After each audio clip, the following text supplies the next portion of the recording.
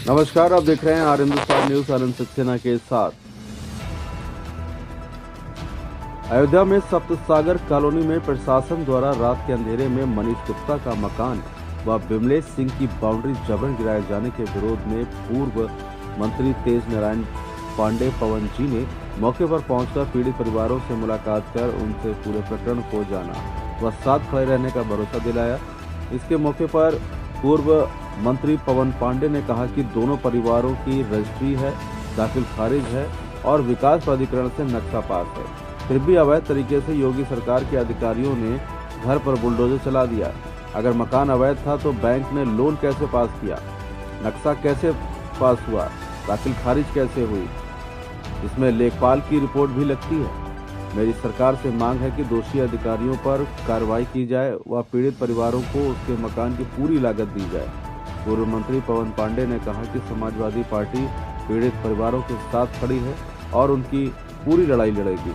इस मौके पर महानगर महासचिव हामिद जाफर मीसम, उपाध्यक्ष श्री चंद्र यादव, प्रदेश सचिव राजू यादव, महंत मनी रामदास, शक्ति जायसवाल, व्यापार सभा जिला अध्यक्ष नंदू गुप्ता, विजय यादव, वीरेंद्र गौतम, जगन्नाथ यादव, अजय मिश्रा इत्यादि लोग उपस्थित रहे। फिलहाल आप सुरक्षित रहिए, जुड़े रहिए आर हिंदुस्तान से। नमस्कार।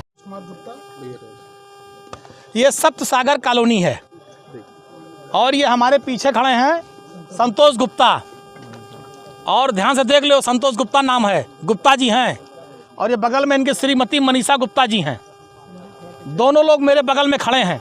और पीछे ये विमलेश सिंह, ये पटना के रहने वाले हैं, पटना के रहने वाले हैं श्री विमलेश सिंह। ये गुप्ता परिवार है। पीछे देख लो, पूरी बिल्डिंग जो गिरी हुई है, छत, ये जो छत पूरा गिरा हुआ देख लीजिए आप लोग, छत। मनीषा गुप्ता और इनके पति संतोष गुप्ता ने 2018 में जमीन ली। कितनी जमीन है ये? 1800 स्क्वायर फीट। इन्होंने 1800 स्क्वायर फीट जमीन लिया।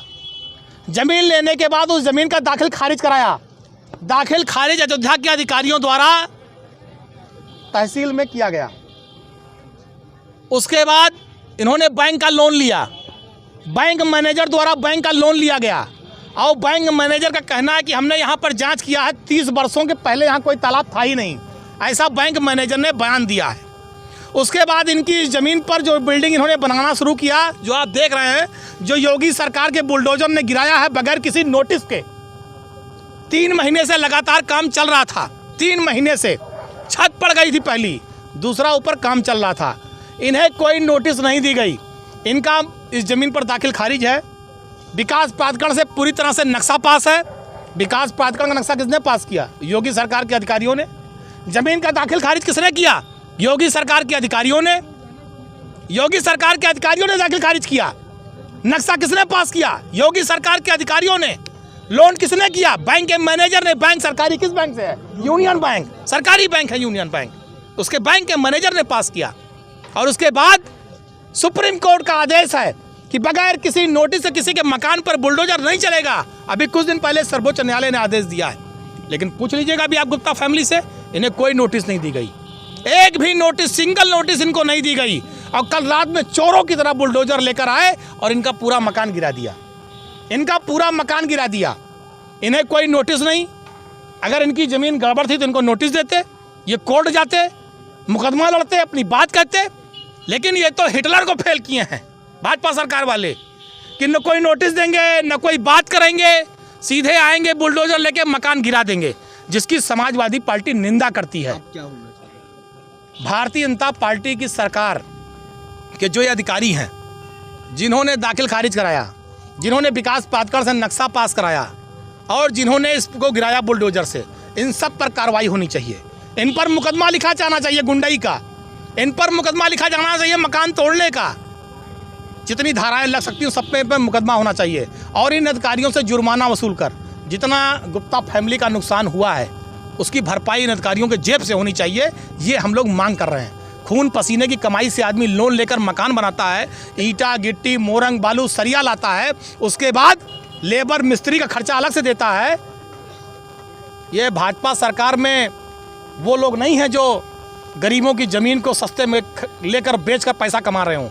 ये मध्यम वर्गीय लोग हैं, अपना 1-1 रुपया जोड़कर मकान बना रहे थे। लोग टूट जाते हैं घर बनाने में और तुम तरस नहीं खाते बुलडोजर चलाने में। योगी सरकार ने गरीबों पर, मकानों पर बुलडोजर चलाया।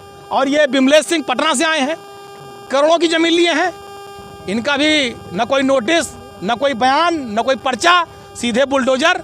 तो जो बुलडोजर की कार्रवाई है ये गलत है। तालाब पहले से अंकित है, इसलिए अंकित है। अगर अंकित था तो रजिस्ट्री कैसे हुई, दाखिल खारिज कैसे हुआ, तालाब पर विकास प्राधिकरण नक्शा कैसे पास किया? इन अधिकारियों को बर्खास्त करा जाना चाहिए। जिन अधिकारियों ने, भाई जब इनकी जमीन की दाखिल खारिज हो गई तो यानी जमीन सही है। अगर विकास प्राधिकरण का अधिकारी नक्शा पास कर रहा है इसका मतलब जमीन सही है। अगर बैंक उस जमीन पर लोन दे रहा है इसका मतलब जमीन सही है। इनके पास 3 प्रमाण पत्र हैं सही होने के। इन सारे अधिकारियों अगर ये गलत हैं तो सबसे पहले उत्तर प्रदेश के मुख्यमंत्री को चाहिए इन तीनों अधिकारियों को, जो तीनों हैं, सबको बर्खास्त कर दें और उनके ऊपर वो मुआवजा लगा दें। जितना इनका नुकसान हुआ सारा मुआवजा की भरपाई अधिकारियों के जेब से की जाए, वरना ये माना जाएगा कि भाजपा की सरकार गुंडाई कर रही है। जिसका मकान और जमीन चाहेगी, जो हमें कब्जा करेगी, वो परंपरा कायम की जा रही है। तो आदेश है इसकी, और कोर्ट से बाकायदा कचहरी से हमारी लिखा पड़ी हुई थी, दाखिल खारिज हुआ हमारा, और हमने इसका नक्शा भी पास करवाया, इस पर हमने लोन भी करवाया, सारा सब कुछ हमने लीगल प्रोसेस की। इसमें जो भी करनी चाहिए एक आम आदमी को घर बनवाने से पहले, हमने सब कुछ वो सब किया। और अब जो हमारा बनने लगा, लेंटर हमारा पड़ गया, तो आगे बोल दिए कि यहाँ पर तालाब था, 3 महीने से बन रहा था, तब किसी ने नहीं कहा कि यहाँ पे आपका इलीगल वर्क हो रहा है। अगर इलीगल था तो हमारे ये पेपर्स क्यों हमारे अप्रूव हुए, क्यों हमारे पास हुए सारी चीज़ें। और अब जब हमारा बन गया, हमने अपनी सारी जीवन की कमाई लगा दी, तो आके हमारा गिरा दिया गया और हमें नोटिस भी नहीं दिया। कल एसडीएम सर आए थे, विकास दुबे थे, उनसे कहा, बहुत कहा कि सर हमको टाइम दे दीजिए थोड़ा सा, हमारे पास पेपर्स हैं। बोले नहीं, ये तो तालाब की ज़मीन है, हम 1 मिनट नहीं देंगे। और बस उन्होंने कोई बात नहीं सुनी, बस सीधे गिरवा दिया इसको। तो हम हाई कोर्ट में जाएंगे, हमारे पास जब सारे लीगल पेपर्स हैं तो हम किसी से डरेंगे नहीं, किसी से पीछे नहीं हटेंगे। हम हाई कोर्ट में जाएंगे और हमें इंसाफ चाहिए। हम योगी जी से, मोदी जी से यही कहते हैं कि हमको इंसाफ चाहिए। हमें हमारी जब ज़मीन अगर गलत होती तो फिर क्यों हमारे ये सारे पेपर्स पास हुए, क्यों हमारे हुए, उनकी सबकी कार्रवाई होनी चाहिए, सबकी जांच होनी चाहिए पूरी। हम जांच की मांग करते हैं कि सारा हमारी इसकी जांच हो, तहकीकात हो और हमारे पेपर्स चेक किए जाएं, सब कुछ देखा जाए और जो भी हमें न्याय। मनीषा गुप्ता।